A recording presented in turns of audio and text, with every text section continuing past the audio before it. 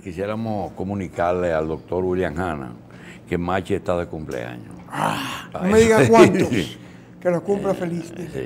Felicidad y larga vida a Machi, que se la merece, Machi. Doctor, ¿cómo anda la salud del pueblo dominicano?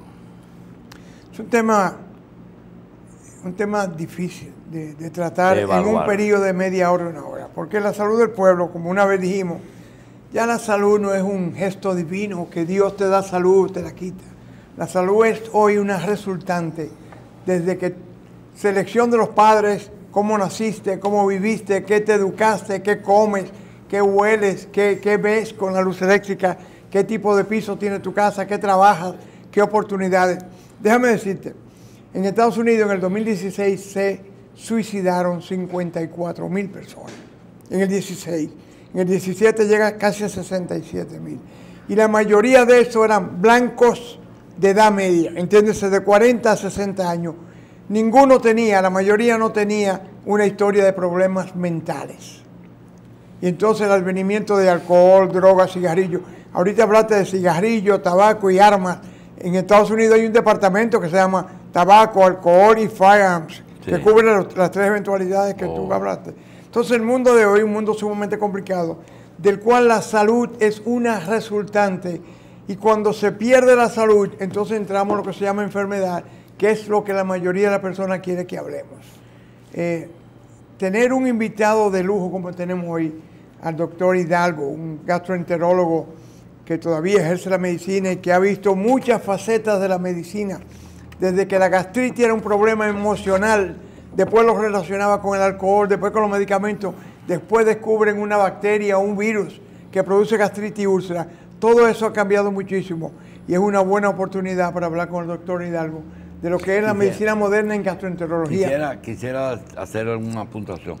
El doctor Alfredo Hidalgo es compañero tuyo. Sí, fue compañero, pero él tuvo una suerte. Él ha sido un hombre que además de ser muy trabajador, la vida lo ha ayudado mucho. Porque mira, en el momento que nosotros teníamos el juego trancado con el cambio político, él tuvo la visión de irse a España. 61, tú estás hablando. 61, 62, se fue a España y terminó en un ambiente científico y académico que lo favoreció ¿Terminó mucho. la formación de médico o su especialidad? No, las dos cosas. Se hizo gastroenterólogo, pero también tuvo la ventaja de que posteriormente a esa especialidad, antes de la especialidad y después de graduado, él tuvo que hacer, no una especie de pasantía, sino que trabajar porque él es de una familia no era de una familia rica. Y entonces tuvo que trabajar en España. Como todos. Y tiene una experiencia, doctor. El doctor Hidalgo trabajó un año en un buque industria, donde se pesca y se procesa el pescado, trabajando para la tripulación y nutriéndose, abasteciéndose de países africanos, y es una experiencia entonces sus hobbies eran dos. La tauromaquia. No, la tauromaquia. Es uno de los hombres que más conoce aquí. Sabe mucho de sí, porque serán los pocos tiempos que tenía libre, lo dedicaba a eso. Y lo otro es quizás, porque él fue militar aquí, él es un general retirado, él también estudió en Europa, o vio y siguió el proceso de la OTAN, Organización del Tratado Atlántico Norte. Tenemos un hombre que entonces, sabe casi de todo. Tiene una experiencia, pero es también fundador, fue quien inauguró el famoso hospital de los japoneses. Y tiene una desgracia, y es que él no le hace mucha promoción personal. No la necesita, doctor. Llegó a los 70 años. Doctor, en pleno disfrute de no su le gusta facultad que le física y mental. 70. 60 que él tiene. Es de compañero tuyo que tiene 70. Pero yo lo llevaba de mano. Doctor, bienvenido. Muchas gracias por estar aquí. Para mí es un honor compartir el panel con un maestro de la medicina dominicana. Éramos del mismo barrio, William pero no Hanna, queremos acordar. Que además fuimos amigos fraternos desde el Salvador Begotier, que para mí ha sido el mejor y sigue siendo el mejor hospital. Ya no existía la residencia, sino que éramos practicantes. Doctor, usted sabe que el doctor la residencia la iniciamos también, Fernando Ariza Mendoza y yo. Óigame, todas las cosas que usted exhibe y él, yo no tengo el gusto de tenerla, y es que el doctor Hanna fue practicante del Gautier, pero también fue director del IDSS, corrió y fue uno de los ideólogos de la reforma de la seguridad social, es decir que él no tiene más nada que pedirle a la vida. Ayer, por cierto, quiero aprovechar y transmitirle un saludo que le envía su amigo, el doctor, el expresidente Hipólito. Amigo y líder político todavía, mientras se mantenga en la lucha por la política democrática. Él me lo dijo, pero yo no quería... Sí, ese es mi líder. Así como tú tienes el tuyo, yo tengo el derecho y la obligación. Yo se lo dije, me dijo, mire, usted sabe que mi líder es Danilo. Dice, sí, pero mis amigos ahí son Michelle y el doctor Hanna. Ustedes, yo no tengo nada que buscar con usted. Me afuerió. Pero a pesar de todo eso, te da un trato exquisito. No, y nosotros a él también. Porque hay que no sacar siempre, no siempre, bueno, que una cosa es que hay que... Hablemos de medicina, que hoy es miércoles de salud, doctor. ¿Qué enfermedad hay, doctor, que no se le está dando la verdadera importancia por su frecuencia aquí? Porque una vez el doctor Fadul vino aquí y nos dijo que el cólera no venía para acá, que eso era una cosa... No, y apostó a eso, y ganó. Y ganó. Dice, eso no viene porque eso es peruano, el pescado crudo que es del Pacífico, y ganó. Porque él suponía que iba a venir por el mar. Sí. Jamás se imaginó que vendría por Haití, ¿verdad? Es un son todas las cosas de hoy. De estudio. Sí. Doctor, ¿qué enfermedad hay que anda por ahí? Precisamente con la expansión y la difusión de la cocina asiática, sobre todo la japonesa. El anisakiasi, que es un parásito... No lo diga tan rápido, doctor. Anisakiasi es un parásito que se encuentra en las vías digestivas del pescado cuando se come crudo. ¿Qué tipo de pescado? Habitualmente en casi todo el pescado que comen los japoneses, boquerones, los boquerones que se encuentran en las tascas españolas. ¿Pacífico o Atlántico? Los dos en los dos, porque la comida peruana, recuérdate que... Es pacífica. Es pacífico y tiene una fusión ahora muy interesante con la comida japonesa. Yo quería recordarle al doctor Japón siempre tuvo mucho cáncer de estómago y de esófago. Sí. De hecho, Japón es lo primero que hizo un stent plástico para cáncer de esófago. Así es. No, y Japón ha disminuido muchísimo el cáncer de estómago porque ahora la inmigración japonesa al Pacífico, a San Francisco, ahora los japoneses que viven en Estados Unidos sufren de cáncer de colon, no de estómago. Pero yo quería recordarle al doctor Hassi que cuando éramos practicantes en el Gautier, él fue de los pioneros también de la cirugía cardiovascular porque era ayudante de Messier. Se fue a Filadelfia un año a manejar. De Compran. Yo decía, doctor Hanna, excúseme, que ahora los hospitales lo inauguran diciendo que tienen tecnología de punta. El Gautier tenía el mejor plantel de punta de la época. Con el doctor Félix Goico. El recurso humano. Félix Goico, Mejía Feliu, Ornes Arseno, Tolentino Dit, el neurólogo, Ney Arias Lora, Nicolás el doctor Curi, el doctor Cuesta, Tejada. Y esa playa de practicantes como usted, Krawinkel, y los que veníamos detrás como el doctor Hassi, que él no quiere reconocer, pero él es pionero de la cirugía cardíaca, porque él era que se encargaba de lo que nadie quería encargarse, que era de limpiar la máquina extracorpórea y de conseguirle los perros al doctor Félix Goico para hacer la cirugía experimental, de manera que yo lo considero un cada pionero uno también. Tiene sus méritos acumulados. Doctor, háblenos de la enfermedad esa japonesa. Sí, la anisakiasi, los japoneses tienen una gran experiencia. Es un parásito en forma de anzuelo. Porque yo todavía ando enlazando perros, doctores. ¿Verdad, Ana? Después conseguía mulo y lo llevaba al zoológico. La anisakiasi es un parásito en forma de anzuelo que cuando se libera por los jugos gastrointestinales del hombre, al comer el pescado crudo, y como le decía, los boquerones que se encuentran en todas las tascas españolas, los ceviches, el sushi. Aquí también hay boquerones. Exactamente. Entonces, la anisaquiasis se implanta como un anzuelo en la mucosa gástrica, produciendo un dolor muy parecido a un una... estómago, parece una estómago, úlcera. sí, parece, la sintomatología parece una úlcera, de ahí que se confunda la sintomatología y los diagnósticos haya que hacerlo muchas veces por vía endoscópica. Claro. Porque incluso el tratamiento con los antiulcerosos y los bloqueadores H2 y los bloqueadores de bomba no dan resultado, y los japoneses saben que muchas de esas molestias es producido por el anisaquiasis. Campylobacter, Helicobacter, sí. Bisarquiasis, todos esos son elementos que producen la misma sintomatología en el estómago. Más o menos parecido, porque el Helicobacter se está relacionando mucho con el cáncer de estómago. Hay una disputa muy grande que hubo en España hace unos años sobre el Helicobacter. Y era que había un grupo de médicos españoles que tenían razón, decían, pero si el Helicobacter da cáncer de estómago y se aloja en el antro, vamos a hacerle antrectomía a todo el mundo y vamos a eliminar el cáncer de estómago. Yo creo que con el Helicobacter ha habido algo de terrorismo gastroenterológico. Y comercial. Y comercial. Los laboratorios han aprovechado para sacar antibióticos y medicamentos que ya no se usaban y ya no se vendían, y le han implantado. Nosotros hicimos en el Centro de Gastroenterología el primer estudio que se hizo aquí sobre el Helicobacter, sobre la prevalencia del Helicobacter pylori.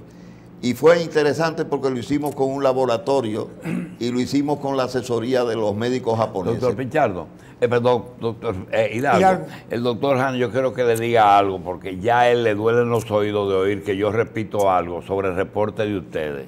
Doctor, del impreso. Lo ha consagrado ya oficialmente. Sí.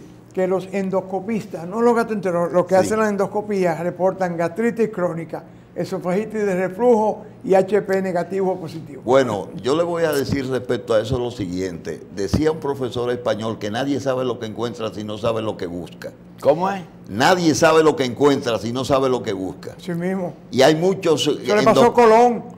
Exacto. Y hay muchos endoscopistas improvisados. Había un profesor en España que siempre nos hacía una anécdota con respecto al gran internista español que tiene una clínica, Jiménez Díaz. Cuando él llegó de Alemania. Muerto ya hace muchos años. Exactamente. Sí. Cuando él llegó de Alemania, nos dice, Gándara Maspul nos decía, que un día lo mandó a buscar Jiménez Díaz, le dijo, usted es el endoscopista que vino de Alemania, que le mete un bombillito a la gente en el estómago y le ve. Dice, sí, él muy entusiasta, sí, yo soy ese endoscopista. Y le dijo, le voy a dar un consejo, el bombillito hay que tenerlo aquí, no en el estómago, aquí. De manera que yo creo que... sobre el bombillito y el estómago, sí. Encontré dos señoritas muy bonitas, médicos, endoscopistas, gastroenterólogas endoscopistas, sí. Que fueron alumnas suyas en el Hospital Central, sí. Y se estaban quejando de que tenían un centro de endoscopía, tanto gastro, sí. Como colonoscopía. Sí, y me decía que a veces tenían problemas con las ARS porque tenían que justificar mucho el procedimiento. ¿Es cierto?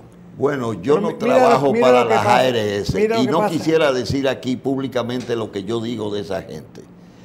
Las siglas ARS para mí son atracadores reincidentes del sistema de salud. Y cuando ellos le dicen a uno que hay médicos que son atracadores porque le hacen procedimientos innecesarios a los pacientes. Bueno, ese es un concepto muy, muy mercurial de ellos, que han cambiado hasta el nombre. Ya nosotros no somos médicos, somos prestadores y ya los pacientes no son pacientes sino usuarios, de manera que ese es un lenguaje eminentemente mercurial y yo no estoy de acuerdo con eso. Ayer me quejaba, doctor, que fui a ver a un paciente. Yo oí tu comentario en el hospital. ¿Te acuerdas? José Pichardo, que fue mi compañero suyo de partido. Sí. Fui a verlo y vi en el lobby algo que yo sé que está bien, pero me dio duro porque yo no estaba preparado. Servicio al cliente. Servicio al cliente en el lobby de una clínica. Pero entonces la muchacha me dijo, pero es que todo el que viene no es paciente. Digo, sí es pero póngale usuario, pero no le ponga... Pero el término paciente es un ya es raro.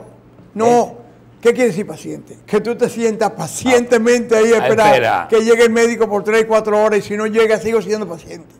Antes que usted siga, doctor, usted vivió en España, estudió en España y a veces, a veces no hemos podido evaluar el nivel de los conocimientos de medicina que tienen los españoles. Si lo comparan con Estados Unidos o con Europa, ¿a qué nivel están? ¿Están muy por debajo? Primer nivel. ¿Qué usted piensa, doctor? Muy alto. Un país muy alto, doctor Jacín. Si del 1 al 10 y nosotros somos 1, España en la mayoría de los centros. Porque en España no, porque hay de todo. Está entre 8, 8 y media, 9. Doctor, anda ahí. Doctor y en Jacín, investigación, decirle lo siguiente. hay procedimientos en investigación que los americanos no se atreven a hacer. Exactamente. Que lo están haciendo en España. Por ejemplo, trasplantes. De todo, de todo. Hacen 4.600 trasplantes al año y en un día han hecho 36 trasplantes. Y en la especialidad suya, ¿qué número tienen? ¿Como un 8? En gasto. Más o menos, más o menos. Pero déjeme decirle lo siguiente, en el transcurso del gobierno... Y el hecho que la Seguridad Social Española también cubre más que lo que es Social Security y Medicare en Estados Unidos. En Estados Unidos. Doctor, ¿usted ejerce todavía?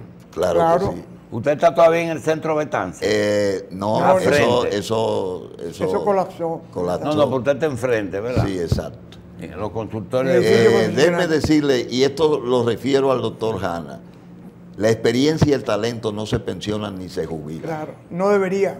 No deberían. Y se están utilizando.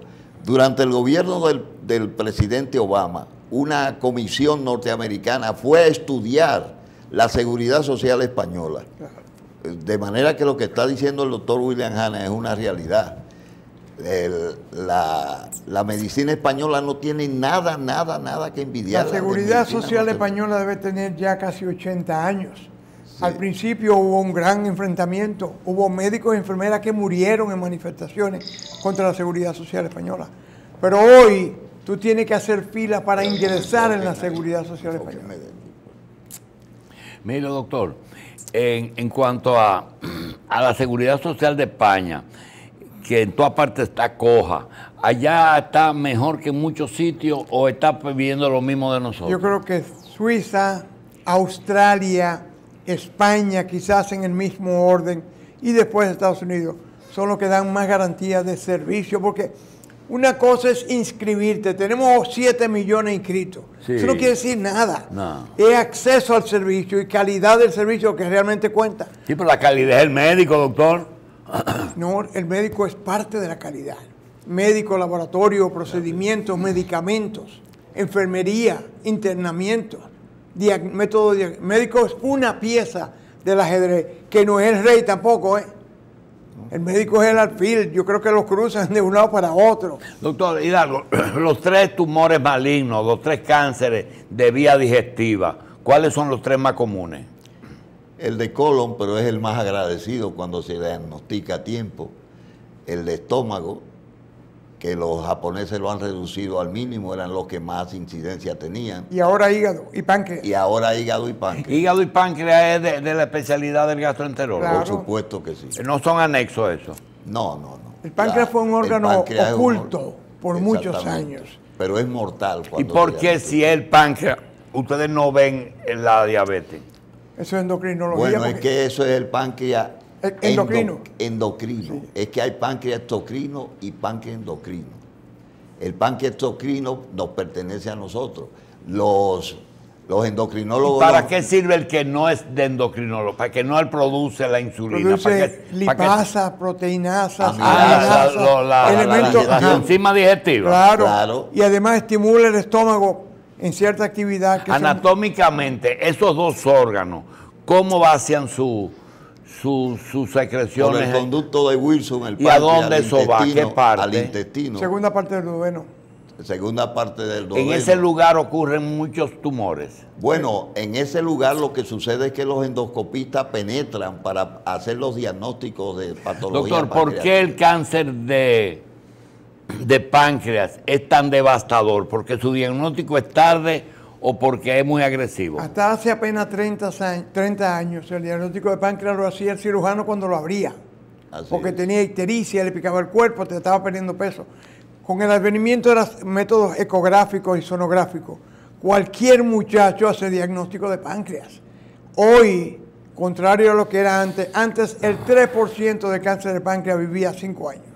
Hoy 18% en Estados Unidos, diagnosticado temprano, resecado, vive. Y un órgano tan oblón, alargado, que está detrás del colon, detrás del estómago, detrás del hígado, ¿es fácil de ubicarlo? No, yo creo que el vaso, por ejemplo, es un órgano que está en el abdomen, sin embargo no se considera, es más hematológico que gastroenterológico. Sí. Y frecuentemente hay que sacrificar el vaso para sacar el páncreas. Exactamente. Y en los traumatismos, en el procedimiento eso de Whipple. Doctor, ¿y si se puede vivir sin vaso y sin apéndice? ¿Para qué sirven esas dos cosas si se puede vivir sin ellas? En la fase embrionaria, estos órganos como el vaso es un órgano hematopoyético. Porque por lo menos el timo desaparece solo, pero esos dos se quedan. Oye, pero deja una impronta permanente el resto de tu vida. El pedacito de timo. Eso, no, en cuanto al manejo de los linfocitos. Reproducirse con un timoma luego. Claro. ¿Qué es lo que ustedes dicen? Que el timo es el que hace el servicio militar obligatorio de los linfocitos. Sobre todo los linfocitos le enseña a manejar, le enseña a marchar. Después se retira, pero ya los linfocitos siguen multiplicándose y saben qué hacer. Doctor Hidalgo, el doctor Hanna, dentro de su especialidad, ha hecho mucho hincapié, y es de los dominicanos que mejor conoce el sistema inmunológico. En gastroenterología eso no es tan importante, ¿verdad? Oh, sí. Sí, es importante en las hepatitis sobre todo. Y colitis ulcerativa crónica. Y la colitis ulcerativa, el Crohn, que son las artritis reumatoides, están algunas relacionadas con el aparato digestivo, como es la colitis ulcerativa y la enfermedad de Crohn. Sí. Hay glicoproteínas especializadas que se montan, posiblemente con virus, nadie sabe cómo, en la superficie del colon. Doctor, y da lugar a la colitis ulcerativa. Para terminar, ¿cuál es el método diagnóstico del parásito ese que transmite el pescado? Bueno, primero hay que pensar en él y hacer una buena anamnesis. Hay que pensar en que eso existe. Cuando vino el dengue, el doctor Hanna enarbolaba la bandera de que los médicos tenían que pensar en dengue. Exactamente. Primero y sobre todo. Sí, pero tú tienes bilharzia, tú tienes chistosoma. En tu pueblo hay planorbis, hay el caracol. En Higüey. En el ceibo. En el ceibo también. Sí. Que produce también lesiones en el hígado interesantes. Así es. Sí. Pero, ¿cuáles son los síntomas que deben alertar a una persona? Vamos a dar importancia porque mucha gente está comiendo en la calle y dentro de... todos esos parques de food truck que hay ahora lo ofrecen. La comida japonesa, el sushi, el sashimi, el pescado ceviche, crudo. El pescado crudo, los boquerones españoles que siempre están en las tascas ahí apetitosos, en vinagre. ¿Y cómo se diagnostica? Primero pensar en él y luego... Primero pensar en él y que todos los dolores abdominales no son gastritis. Puede haber un dolor abdominal rebelde a tratamiento, muy parecido al de una úlcera, y entonces hay que pensar... Porque llegó el dolor de ese, ahora, ¿cómo usted lo confirma? ¿Con una endoscopía? Con una endoscopía. Y biopsia. No con radiografía. Y los antecedentes de que esa persona habitualmente hacía ese fue el caso que nos dijo de Cena, que llegó y dice, yo lo único que como es sushi. Eventualmente mediremos en sangre anticuerpos contra ese parásito. Mire. Y sabrá si lo tiene. Pómelo, Trejo. ¿Qué cosa? Mire, doctor, eso es una lombriz de 9 pies que tiene que ver con la enfermedad. Yo creía que eso era una manguera de incendio. ¿Cómo se llama eso? Eso es, dice tapeworm, es como una tenia. Una tenia. Pero eso no es lo que está hablando la autoridad. No. Pero eso puede ser producido también por el consumo del pescado. Sí, eso fue el médico, el paciente que dijo que solamente comía sushi. Eso era lo único. Bueno, ya ahí hay una contaminación. Eso viene con ciertos embutidos no cocidos, la tenia solium, con carne de cerdo mal cocida. Sí, ok. Bien. Doctor, vamos a dar las gracias, pero antes de decir, Bolívar frente a lo que fue Betance, centro de... Torre de especialidades médicas. ¿Ustedes hacen la endoscopía ahí mismo? Sí. Cuando se puede. La colonoscopia no, porque la colonoscopia requiere de una sedación más profunda. Una torre especializada también. Bueno, la torre sirve para todo, para endoscopía, rectosigmoidoscopía y colonoscopia, pero la colonoscopia amerita de una sedación más profunda porque el colon, cuando se distiende para ver, duele.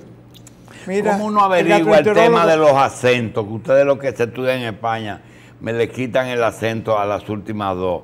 Colonoscopia en vez de colonoscopia, endoscopia. No, pues yo quiero saber a ver quién está equivocado, doctor. Usted que es lingüista. No, eso es más difícil. Eso es como la I de los cibaeños. No añada lo que usted quiere decir, doctor. No, nada. Nos vemos en la Bolívar que me voy a hacer un endoscopia. Mira, los españoles se distancian mucho del inglés. Aunque tienen a Inglaterra al frente, no quieren saber mucho del inglés y ellos todo lo que pueden, el wifi, no hay wifi, el wifi.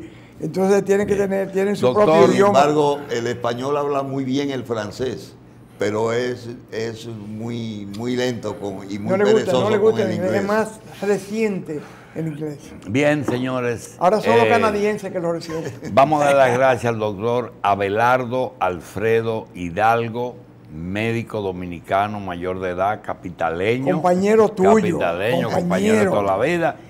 Y un personaje. Él debe tener muchas historias tuyas.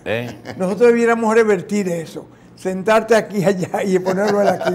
A ver qué dice él de ti. Y viceversa. La medicina, si no se ve desde el punto de vista integral, no tiene sentido. Hay que ver la persona en y ahora es más integral que nunca. Y no vamos a entrar en un tema que quizás sea motivo de un programa especial, en el que nosotros hemos tenido el privilegio de vivir una etapa, una era, en que quizá la principal cantidad de avance que ha tenido la medicina, desde que es medicina, pues la hemos vivido nosotros.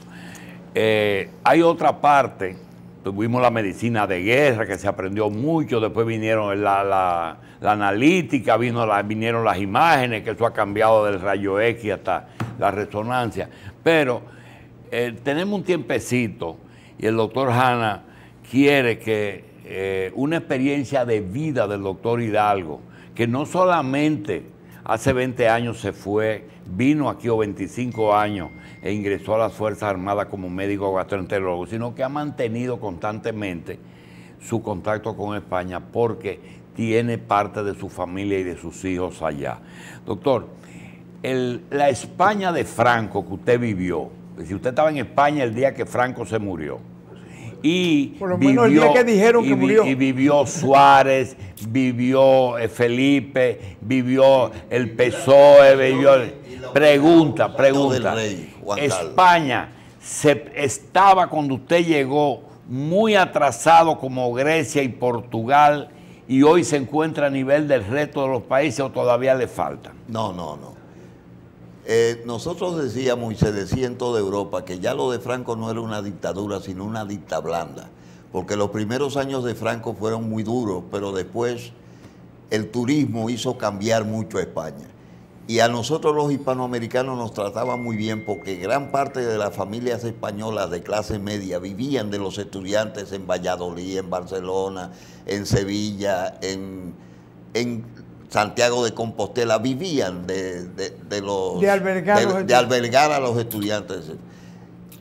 Franco construyó la primera residencia de La Paz que era para obreros, y empezaron a dar a luz las esposas de los obreros con mármol y canastillas. Porque todavía era seguro social. Seguro social. Hasta que en Alemania lo cambian a seguridad social. Exactamente. Y en España fue desapareciendo los hospitales beneméritos de la beneficencia y eso, por ya hospitales de la seguridad social. De manera que España siempre se mantuvo. El turismo hizo mucho bien en España. Hidalgo, en apenas 6 meses del año 2018 han ocurrido una serie de cosas que tú no te lo imaginas. Mira, tú te vas a Roma y te encuentras con un papa teniendo gravísimos problemas que ni se lo imaginaba. Sí. Problemas donde tiene que cancelar 31 obispos y sacar a la luz pública lo de la pedofilia. Te vas a España y te das cuenta que en una hora sacan un presidente, juramentan otro y montan un gobierno sin ir a las elecciones. Hoy yo creo que nadie se imaginó que eso podía pasar en un país como España, ¿verdad?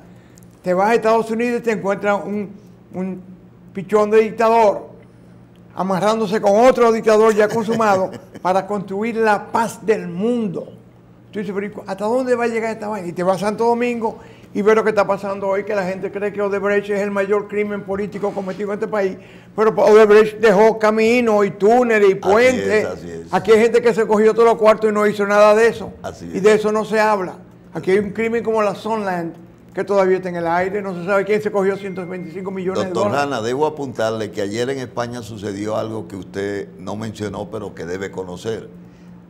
Al cuñado del rey lo han condenado a 5 años de cárcel. Y un mes de ñapa. Y un mes que lo va a cumplir Iñaki Undangarín. Doctor. Al cuñado del rey. A Iñaki Undangarín. Lo habían condenado a 6 años y 3 meses anteriormente. Apeló, le dieron 5 años y un mes. Le quitaron 2 meses de prisión, lo que sea.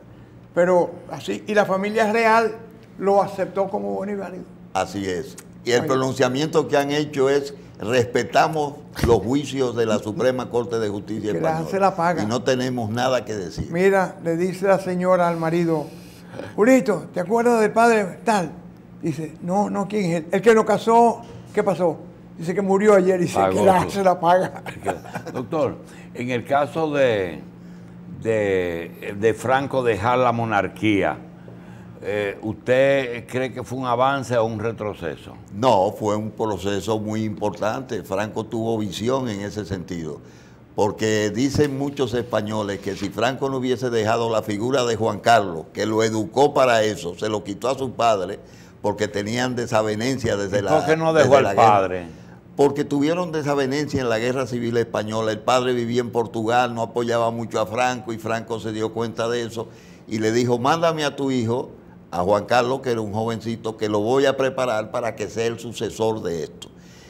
Y dicen muchos españoles que si Franco no hubiese hecho esa maniobra de transición hacia la monarquía, los españoles estarían peleándose todavía, ¿sabes? ¿Cuántos murieron en esa guerra? Bueno, se calculan que murieron más de 2 millones de personas. Algo por ahí, sí. Y gente de todo, y la migración que bueno, porque recuérdese que en la Guerra Civil Española participaron los rusos y participaron las brigadas internacionales y participaron los italianos. Entonces, a la Guerra Civil de España es la que hace que España no se pueda meter en la Segunda Guerra. Exactamente. No, querían meterlo. Hitler fue a hablar con Franco y dice, oye... Franco lo dejó esperando media hora a Hitler, que ya había invadido Francia. Bien, para nosotros terminar, doctor Hidalgo, la medicina militar que usted vivió, tanto vio la de España como vivió la de aquí, vio la de España y vivió la de aquí, está muy por debajo de la normal, de la media. Bueno, lo que sucede es que nosotros no hemos tenido experiencias bélicas, pero la medicina militar dominicana ha avanzado muchísimo, porque ha habido muchos recursos humanos y la jefatura se ha encargado Se civilizó la medicina militar. Exactamente. Se hizo civil.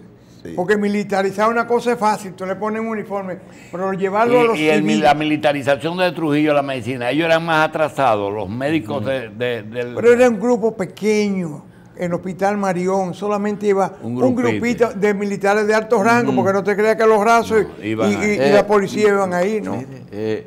Doctor, el militar inactivo en tiempo de paz, ¿no es de los pies que más se enferman? No sé decir, porque yo no soy podólogo. Preparado siempre todo el tiempo. Pero yo creo... preparado en ese sentido. No, yo creo que una de las enfermedades que el militar retirado tiene es la nostalgia, ¿sabes?